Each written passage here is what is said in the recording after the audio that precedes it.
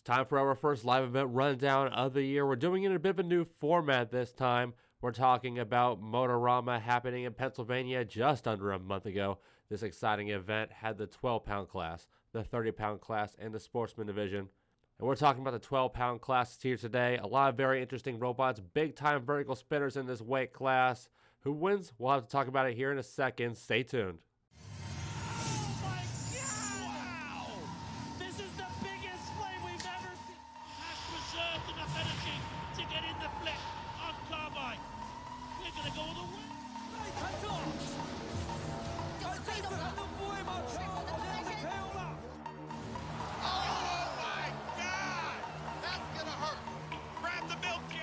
Welcome to the Combot Collective.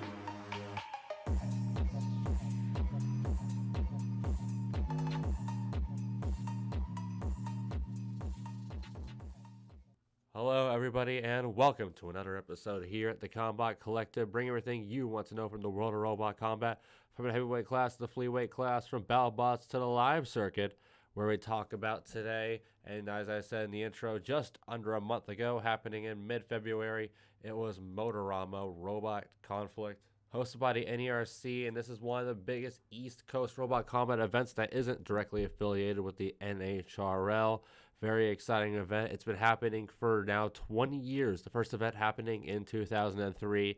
BattleBots teams from all eras have competed here. Some bringing smaller versions of their BattleBots. Some getting their start here, moving on to BattleBots. So there's a lot of history here. And originally this was going to be one big video. But as you'll see here, we're breaking this down into 3 different parts. And this first part here is a bit of an interesting one. Unfortunately, the live streams for the Beetleweight class and the other smaller weight divisions came out a little bit later. And if we were to cover those in full, the video would take quite a while. So we're going to kind of congest them here in with the Hobbyweight video. So we're talking about the 4 smallest classes at Motorama here in this video. And this is a very interesting group here. As I mentioned at the top of the video, a lot of vertical spinners here. It is the story of the Hobbyweight class. Team Defective, a big presence in NHRL here. They're going to have a lot of presence in this video. It's a very interesting class here. Big stories to talk about along the way, so we won't waste much time.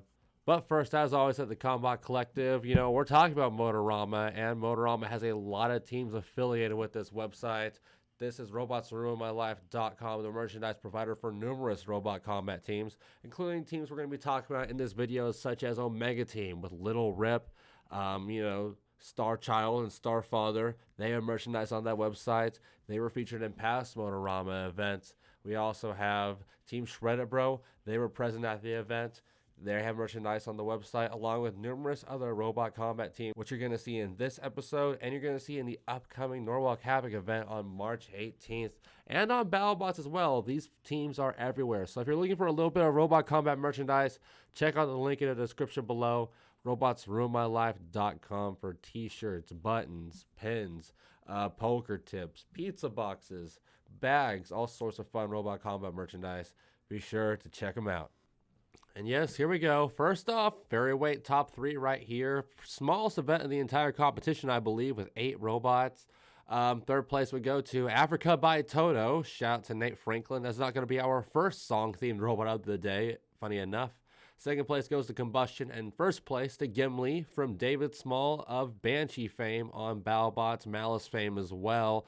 Not a flipper like you'd expect. Gimli is actually a classic vertical spinner. Very impressive robot. Got first place there. In the Ant weight class with 19 robots, Impulse would take third, Screaming Goat would take second, and Hellfire, a very, very cool multi-blade robot. Very similar to machines like the Greatest Danger and Halo. It took first place here. Awesome design. Shouts to them. And then, of course, big honcho weight class here. I wish I could cover it in full. 45 robots here. The Beetleweight top 3. Nautiloid took third. That's a team we're going to be talking about quite a bit later. Gyration took second. And a robot we're all familiar with, Jetlag. You've seen it a ton at NHRL. It's going to be at RoboGames probably later on in April. It got first place here. They won a lot of stuff at this event. It's got Best Driver Award as well, that guy. So shouts to them. Jetlag first place in the important Beetleweight class. But now let's get into some real juice here. Let's talk about our first of 3 main big bot classes. I guess it's not big bot. That's 60 pound and up, but big for this event. It's in their main arena. Hobbyweight top 4. It was an 11 robot competition. But let's jump to the notables first here. An NHRL fan favorite burger bot Bugsby was present here. We're going to be talking a lot about these NHRL machines, but we'll start off with Bugsby here. Fan favorite as always, but sadly went 0-2. Some other robots that also disappointed despite being NHRL finalists here. We have Team Defective, who has quite a few robots at this event we'll be talking about, one of which being Yobnal, the number 1 ranked NHRL 12-pounder with 2 event wins in 2022. It barely missed the top 4 here, going a shocking 1-2 at this event. And another 2022 NHRL finalist, like I mentioned, was one we just talked about, David Small, the winner of that ferry pound class with Son of Cram, a very powerful drum bot. Turned some heads at the NHRL finals last year. 9th ranked in the NHRL system as well, but Son of Cram, just like Bugsby, sadly went 0-2 after some really tough draws. But here's a robot that I really like. Not a powerful robot, not a big name, not an NHRL name even by any means. It's been an NHRL, but a robot I've always been a fan of in the 3-pound class is Real Genius, Pure Genius. Should have won the Beetaweight Rumble, by the way. And mainly I like these robots because of their big, awesome wheels. And now we have in the 12-pound class a big version of this robot named Tainted Love. An awesome song, an awesome robot. I love this machine. I love the big blade. Not even big blade, small blade compared to big wheels, but still a very sick robot. Hopefully we can see more of it in the future. Very fun design. But now let's talk about this top 4. We were just discussing Team Defective designs, and we're going to be starting off with Carmen here. It is the second of 3 Team Defective robots to discuss here, and probably my favorite to look at the trio with that beautiful red livery, big shades of the legendary GBH. Ranked number 4 in NHRL, and while not NHRL winner just yet, it did reach a 12-pound finale in December after being a regular high-placing robot. And let's go through this run here. Had the 2-wheel drive vertical spinner Tainted Love. We just talked about it in round 1, and it took all its tears, but that's not nearly all here. It also busted that robot up, threw Tainted Love into the ceiling, and it would be a quick tap out, moving Carmen to round 2, taking on another vertical spinner and fellow NHRL veteran Minor Threat 5. Carmen looked elite in this fight's opening 30 seconds with 3 vile strikes that tore apart Minor Threat 5. This was an awesome fight here. You gotta check this one out. Left one of Minor Threat 5's wheels hanging, but Minor Threat just needed 1 strike to take Carmen out. Now that's a powerful weapon right there. It spiked Carmen into the ceiling late into the fight, knocked Carmen dead with 1 hit, leaving it on its lid. And after the fact, both Carmen and Minor Threat 5 were so banged up from this fight, so damaged that both these teams were still frantically repairing, entering day 2 of the event where both these bots' run would continue. Focusing on Carmen here still, though. Its next fight would be against Florida's Hooligan from the popular Gator Robotics. We've talked about them quite a bit lately.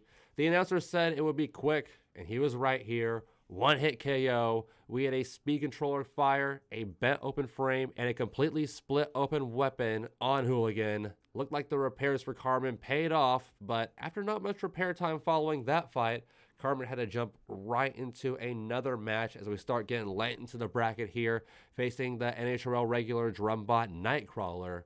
And sadly, the repair time would not be enough in this case as compared to the prior fight. Kicking it off here, another 1-hit KO level strike delivered to Nightcrawler.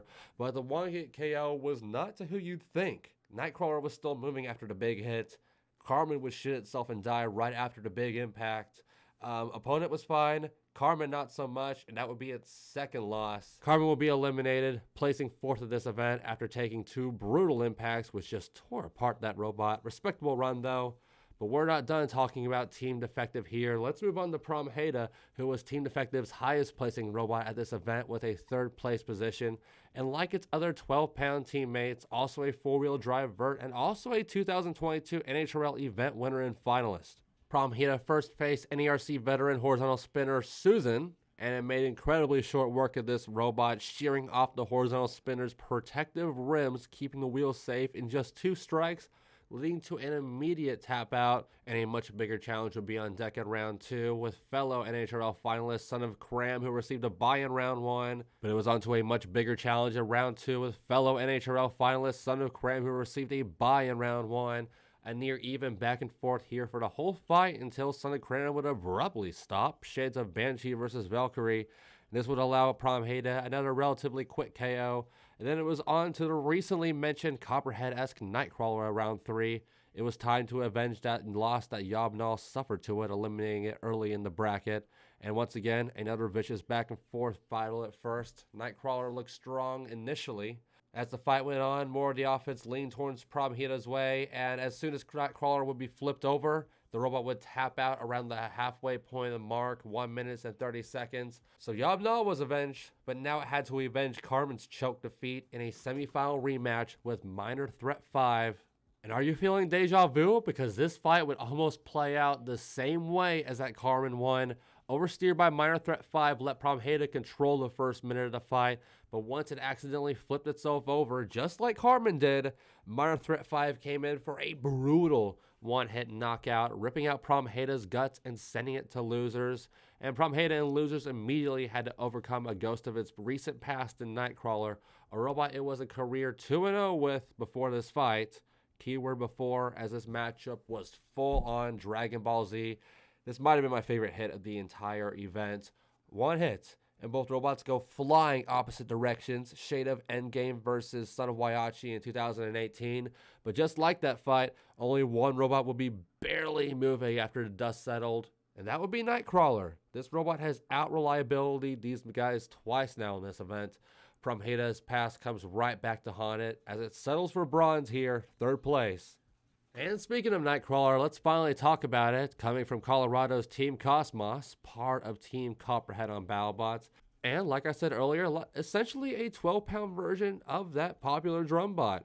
It holds a number 12 NHRL Hobbyweight ranking and is a 2-time NHRL annual finalist. And speaking of these quite often mentioned NHRL finals, Nightcrawler kicked off its top 2 run by taking out a champion in Yobnal via KO by finessing the spinner into the arena corner, avenging its loss to Yobnal at NHRL in the process. And on to round 2, it was a fight we talked about just a couple moments ago, a battle against Promheda. Looked incredibly promising once again early, but like I mentioned, Nightcrawler will be worn down fairly quickly by the sturdy Promheda, tapping out around the halfway point. And in its first losers round match, Nightcrawler would finally get away from these team defective robots, taking on Susan, a robot we mentioned earlier. This would be an easy fight for Nightcrawler, who outgunned Susan and quickly tapped it out. And while Nightcrawler didn't go 3 straight against team defective, this seemed inevitable. We just talked about this fight. It now had to face its 3rd of 3 team defective robots in Carmen in what would be a Motorama rubber match between Cosmos and Team Defective here. And Nightcrawler would win, but failed to land any offense, as like we mentioned, one-hit KO impact here to Nightcrawler, but Carmen would be the one suffering the one-hit KO. Nightcrawler moves on, but as soon as you think you're done with him, you're not. Nightcrawler now had a 4th team defective opponent here and a near immediate opportunity to defeat the robot, which sent it into losers the night prior. Promheda, one of the most insane collisions, if not the most insane collision of this entire event, nearly a double knockout. Both robots go flying, but Nightcrawler, the only one moving post-impact, it would move on to the next round, taking out all 3 of Team Defective's trio of robots, really proving to be the kryptonite for them at this event. And now our last robot to talk about here before we get onto the finals, Minor Threat 5, your classic 4-wheel drive vertical spinner, which has always been a monster at NERC, the defending runner-up from last year's event. But Minor Threat has not had the same success at bigger events such as the NHRL, only going 2-2 at its sole appearance at Norwalk Havoc. Minor Threat, though, now has a Shremek, something it didn't have last year, and it would help big time early on in what would be an easy knockout against the new Robot Hooligan. But, like a lot of these robots, that second round opponent, not so easy. It was another Gator Robotics machine, Doppelgator, in round 2. And Doppelgator managed to land some wicked strikes to Minor Threat 5, but it was all about durability here, and the Gator was unable to take what it dished out. Took some serious damage here from Minor Threat 5. They had to repair for quite a while before they could go into their losers round fights. But now for Minor Threat 5, round 3 on the winner's side. It was another hard-fought win, this time over Team Defective's Carmen. We talked about it earlier. Big-time control for Carmen early, breaking off Minor Threat's wheel and Shremek, but Hobbyweight class was all about the one-hit KOs, it seemed. We've talked about them a lot already. Here was another one. Sealing strike here to Minor Threat 5 to seal the deal in 39 seconds, stopping Carmen's big time damage after it flipped over. After a long repair heading into day 2, Minor Threat 5 was in the semis with another team defective robot named Promheda. Already talked about this one. Minor Threat 5 took another beating but pulled off the one-hit kill yet again. Another big comeback which sent Minor Threat into the finals undefeated. So that's our top 4. We now have our finalists, our top 2, Nightcrawler and Minor Threat 5. And the story, as always, for the 12-pound Hobbyweight class is it's all about the powerhouse vertical spinners. Top machines from both NERC and NHRL both appeared in this field, making it quite an exciting, still small but exciting bracket. And now it was time to see if 4-wheel drive or 2-wheel drive would stand tall. Both robots did appear at Motorama last year with successful runs, but have surpassed said runs with their performances here. Minor Threat 5 gnashed its way through winners without taking one loss, but took a lot of damage along the way versus robots such as Carmen and Doppelganger. But despite the damages, the Shreemec has mostly held up and has been a major factor to a more consistent performance for Minor Threat. And as for Colorado's Nightcrawler, meanwhile, this is a story all about the trials with Team Defective. I've already said Team Defective, I swear, like 20 times in this video.